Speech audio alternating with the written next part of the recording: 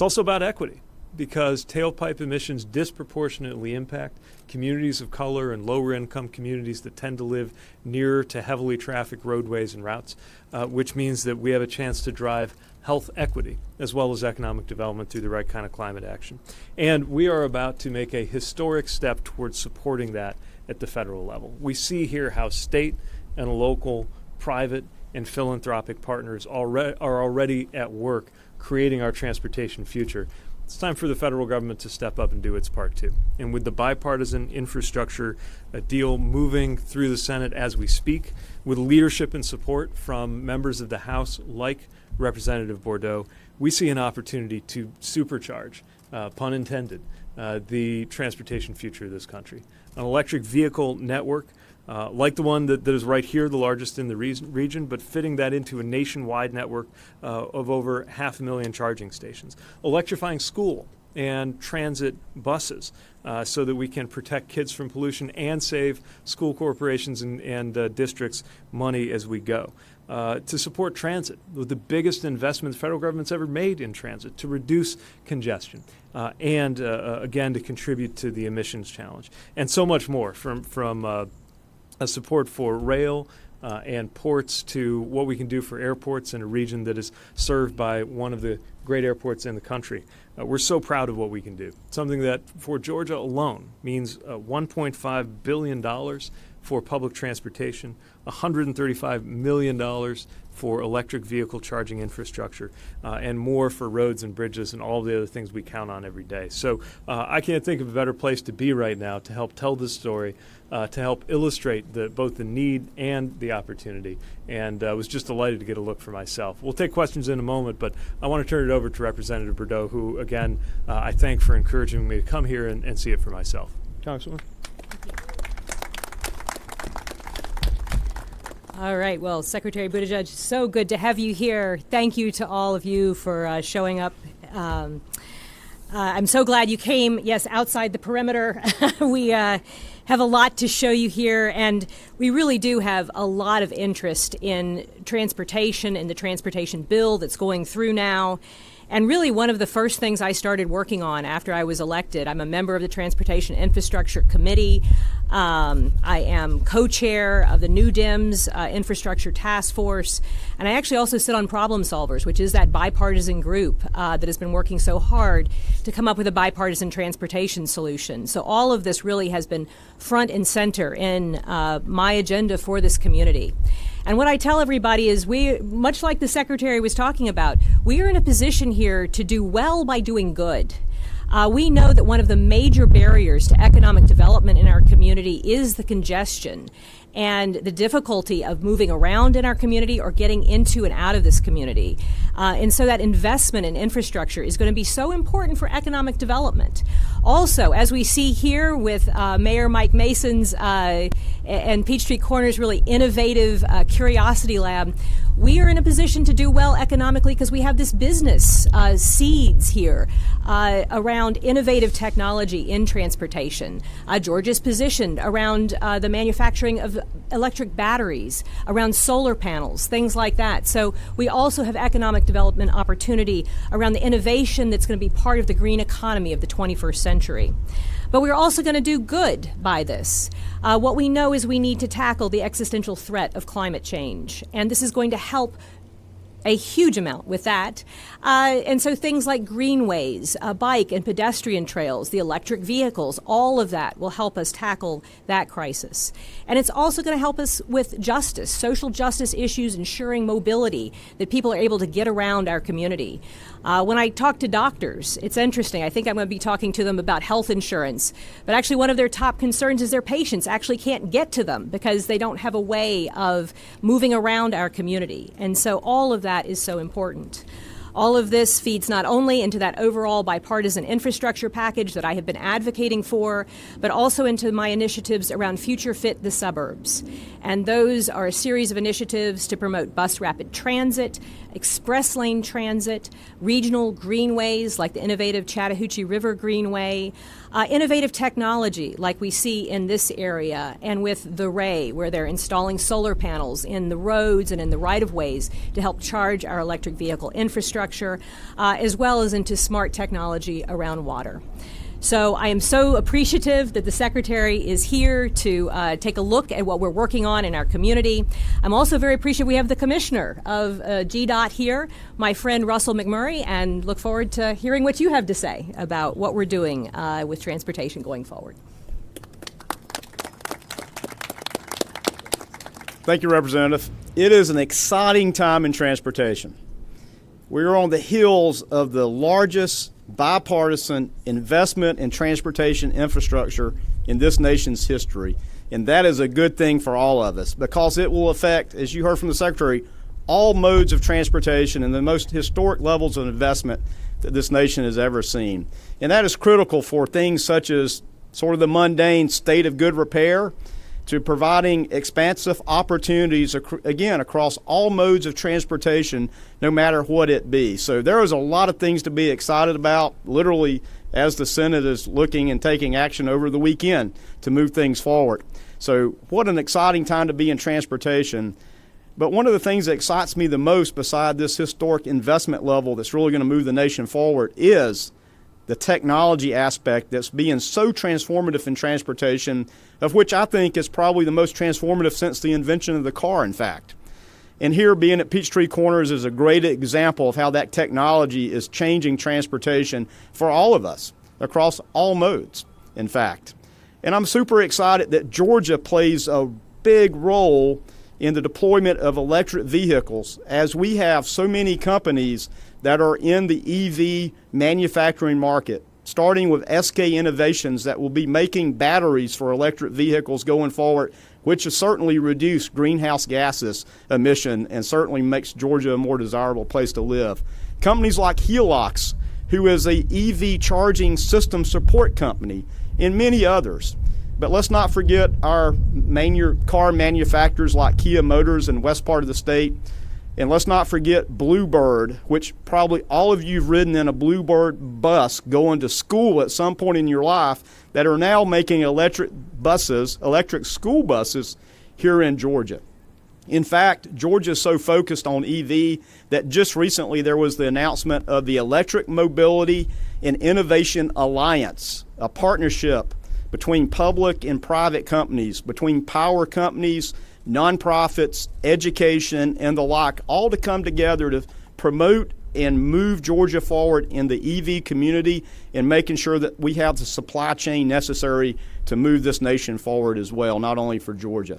But we at Georgia DOT are equally focused on technology. I'm proud to say that we've deployed over 700 traffic signals with technology that can talk to your car or talk to you from your infotainment center in your car, which certainly improves safety.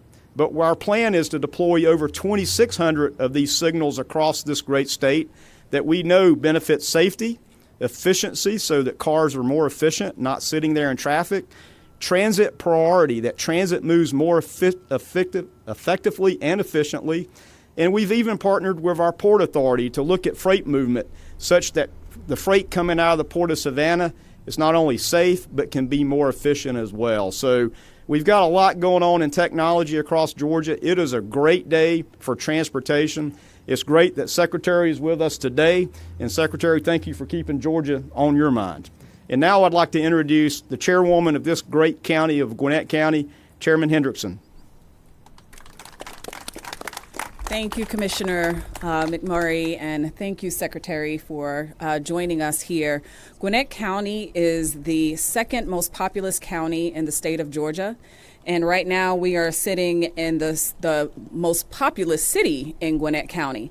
And we are about to add almost 500,000 people to this county over the next 2 decades, and our transit challenges remain insurmountable. The Board of Commissioners is actively working on updating our comprehensive transit plan so that we can address mobility needs of our population and where we stand today, Right now, we have a large transit-dependent population that can't get to jobs, that can't get to appointments, that can't enjoy quality of life because they're homebound and they can't get out. And so addressing those needs is all about addressing equity. It's about addressing the needs of our economically depressed communities. It's about bringing opportunities to our communities. And so having investments in infrastructure, transportation, and transit infrastructure is going to be very pivotal to this community. Gwinnett County is a major county in the region. And not only are we working collectively to address our transportation challenges in the county, we're also working collectively across the region to create a regional transportation platform to ensure that there's mobility across the region. We want to be a destination to bring jobs, to bring opportunities and quality of life for our residents, and it's essential that we have a strong and adequate transportation infrastructure in place. And so I'm so thankful for our Secretary Buttigieg for visiting us and visiting our state-of-the-art transportation infrastructure that we have in the city of Peachtree Corners. They are most certainly leading the way when it comes to forward-thinking, innovative ideas around transit and getting people around, and so appreciative that they're hosting us today. And thank you to the Congresswoman as well for just being very intentional about ensuring that Gwinnett County does not get ignored in our efforts to address transportation infrastructure. And that with that said, I want to thank you all for coming to the greatest county in the state of Georgia. And now I will turn it over to Ms. Joy Road-Fox, who will close us out. Thank you.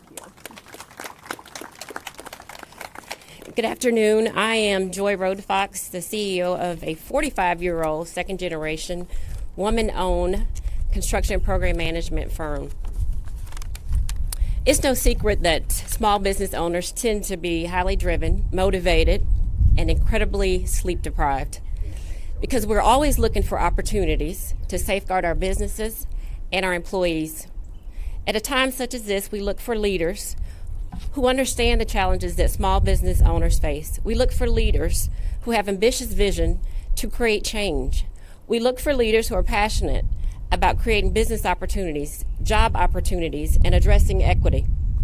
And folks, that is exactly what our Secretary represents. The Secretary's visit to our beautiful state reveals the importance of Georgia in the conversation around generational economic investments and the urgency for infrastructure investments. His commitment to our infrastructure needs will rebuild and upgrade our roads, bridges, airports, ports, and other developmental projects. On behalf of the small minority and women-owned businesses, it is my pleasure to say thank you so much for your leadership. We appreciate you, Secretary. Thanks very much. Thank you.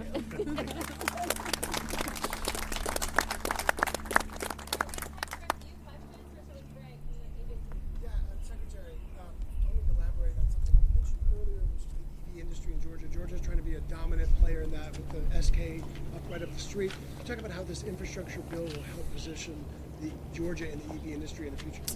Well, in our view, the movement of the automotive industry toward electric is inevitable, but having it be made in America is not. We actually have to make some decisions to ensure that the EV future is built by American companies and is built on American soil and American workers, and that combination we're seeing in a lot of different forms right here in Georgia. And of course, it's not just the big companies, whether we're talking about the OEMs or the SKs, but also all up and down, like Ms. Road-Fox was just demonstrating, the opportunity that it creates for small businesses in that entire ecosystem. So this is our chance to demonstrate that the old false choice of climate versus jobs will be broken in the 2020s.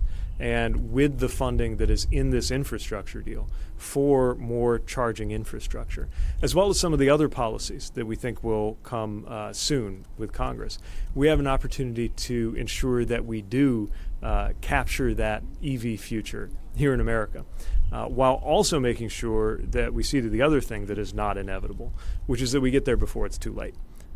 Years matter. Every year matters on a timeline that is being set not by Congress, but by physics. And that's why the president's very aggressive goals reflect the need for us to make world-changing commitments to get to those emissions reductions very quickly. All right, next we have Emil with WABE. Yes, Mr. Secretary, as far as federal highway rights-of-way, what role can those play in charging stations and solar power? Well, there's a very active conversation right now about how to ensure there are the kind of flexibilities that are needed to support charging. Some of these technologies are extremely new. This is, for example, one of the first of its kind in the world when you look at the EV panels that are built directly into the road. And federal standards for highways don't really contemplate that. Not because there's something automatically wrong with it, but because it's just never really been part of the planning picture. So whether we're talking about what happens to road surfaces themselves or the kinds of business models that will make it possible for there to be efficient, affordable, available electric vehicle charging, we clearly have more work to do, and we're eager to team up with forward-leaning members of Congress and with the public and private sector to make sure we get it right. Hey, thanks for being here today. So quick question for you. You rattled off 3 solid numbers about how the infrastructure bill is going to be divided up for electrification. I'd heard $1.5 billion, but there were 2 other numbers. Can you run through that again on how it's going to be divided up? You're going to make me consult my notes here. We have and we can get you more by way of a breakout. What I was trying to emphasize is just Georgia's slice alone out of that. And that would be nearly $1.5 billion for public transportation, and we estimate about $135 million for chargers. And we can get you a breakout that looks at what we would expect would come to Georgia alone, whether we're talking about the road or the bridge or the airport and port funding. But the broader point is that this generational investment is going to make a difference everywhere. So out of that $100+ billion nationally that we're doing for roads and bridges, you never have to wonder, is that coming to my state? Because it's enough to support the entire country. The same thing is true when we talk about the $7.5 billion committed for EV chargers writ large, or any of the other elements that are there. And it's one of the reasons why we're really insistent on making sure that we solve problems nationally like lead pipes. It's not here or there, it's everywhere that has them, where we need to get rid of them because there's no safe level of lead for a child's drinking water. Same with broadband. We got to make sure every American has that access. And those are the kinds of needs that fueled the level of ambition. We get that $1 trillion is a lot of money. It's also what it's going to take for America to resume the lead in infrastructure. Yeah, so, we talk a lot about electronic vehicles, but obviously there's whether they're affordable and getting people to buy into them. How do you guys see that working? And how do you guys intend to get people to buy them, to be able to afford them? So a couple of things. A couple of things can get in the way of a family or a consumer buying an electric vehicle. One of them is range anxiety. Are you sure you're going to be able to get a charge to get to where you need to go? Now, that is a smaller problem than it might seem like, given that these cars often have 2, 3, 4 plus 100-mile ranges. But it can be an issue if you're taking road trips or working all day. That's where these pieces of charging infrastructure matter so much. The other is just the upfront cost. And it's why the President's American Jobs Plan calls for rebates and incentives to buy down that cost. As we do that, the other thing we're going to see is bigger and bigger production numbers, which means the cost over time will go down on its own to where it becomes an absolute financial no-brainer, especially when you count the fuel savings for any family to choose to go to electric. Sir, you're the third, I believe, cabinet member we've seen here in the past few days. Talk about the stress for this area and the importance of why you're here. Well, this administration takes a lot of interest in Georgia, partly because communities in this state reflect so many of the things that are important to the president in terms of job creation, in terms of preparing for the future, in terms of getting ahead of the climate and equity issues that are really going to define whether the rest of this century goes well in America. It's also a state full of leaders that we have really enjoyed engaging with. Last time I was here, we spent a lot of time with Senators Warnock and Ossoff. Today with Representative Bordeaux and later on Representative McBath and the local leaders who really have such a vision for the future that we want to make sure we're showing our regard for that at an administration level. Safe to say Georgia will continue to be on our mind in the months and years ahead. Secretary, has shown, apprehension to have MARTA kind of expand out into this area. So, what would you tell people who are kind of, hesitant for that to happen and why they should embrace it? Well, ultimately, there have to be local decisions made about the future of every community. But I'll tell you why we're such believers in public transit as an administration. It's that the economic opportunity that is created by giving people more options for how to get to where they need to be benefits both those who use transit and those who live in the community served by transit, whether they use it every day or not. The commission chair was describing the equity issues at stake. People who just won't have the right quality of life or even access to jobs unless they're able to access excellent transit. But also, the solution to the congestion problem is not as simple as more and bigger roads everywhere. Sometimes that's part of the solution. Often the real question is, how do we give people an alternative to having to drag 2 tons of metal with you everywhere you go? And excellent transit can provide that alternative. So it's all about creating more options and more choices for people and supporting that kind of growth that we know is coming, but that might ultimately be constrained by a lack of transit. So when the Congresswoman talks about how to future fit the suburbs, it's looking not just at the needs today, which are already putting enormous strain, as anybody who waits in traffic in this area knows, on the system, but really thinking about what Gwinnett County will look like, should look like in the 2030s and 2040s and beyond. Lastly, just very quickly, we can't meet our climate goals unless we have robust, excellent public transit, and that's part of our vision too. Any other media questions on infrastructure? Yes, Mr. Secretary, I'm with Site Selection Magazine. You've been to a lot of metro areas. We have leadership here in Peachtree Corners, but yet we still have the same MARTA system we had 30 years ago. Which areas are you seeing that really are getting it and have their act together on all levels of infrastructure, whether from wastewater to transit to broadband? As a former mayor, I've been there, right, trying to drive that site selection, encourage people to choose this community over every other community. What I found is that by the time you're in that final round, by the time your chamber president and your mayor get to see the folks who are coming through making a decision, they've done a lot of the math around land, labor, utilities, taxes, and so on. They really want to know where the energy of the community is and whether it's forward-looking. And a lot of that is reflected in a community that sees its size as an advantage, right? The fact that this is not the biggest city has actually motivated the mayor and the other leadership. The city manager was rattling through this incredible array of things that are going on here, precisely because it's a smaller community that can be more nimble and deploy these technologies that are just not ready for, let's say, Washington, D.C., although someday they will be, thanks to the things that are being learned here on the ground. So I think that innovative spirit goes a long way. We also just got to take care of the basics. You could have the most innovative spirit in the world, but if the roads are crumbling or the bridge is out or you're not sure about the condition of water or whatever else the basics are, you can't get on the internet, you're not going to even be in that final round. And that's where we think a lot of local and state leaders have been working heroically to try to get the job done, but increasingly without adequate support from the federal government, really over the last several decades. That's what's about to change with this bipartisan deal. Yeah. Andrew Snorton with the Status Network. You've done a great job of showing how all these things blend together. What is something else that you really want to emphasize, not only to our decision makers, but to just people in the regular community that, look, this is on the horizon. These are things that we really need to genuinely invest in. Well, look, a lot of change is coming to transportation. I agree with the commissioner that maybe not since the invention of the car or the jet airplane have we seen the kinds of changes that the 2020s will bring. Electrification, automation, drones, and a lot of other technologies we may not even fully be thinking about. And the most important thing, of course, for residents to understand is that we want this to be a winner for you economically and in terms of your quality of life. And that means making decisions that help ensure that'll happen. We want to make sure it's safe. We want to make sure it's equitable. We want to make sure there's job creation for everybody, including those who've been excluded or underestimated in the past. We want to make sure that we're responsible from a climate perspective. And so it's not technology for its own sake. It's technology that helps us get to those goals.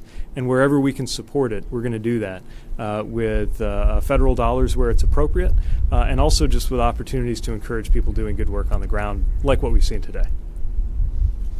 Thanks very much. Appreciate it.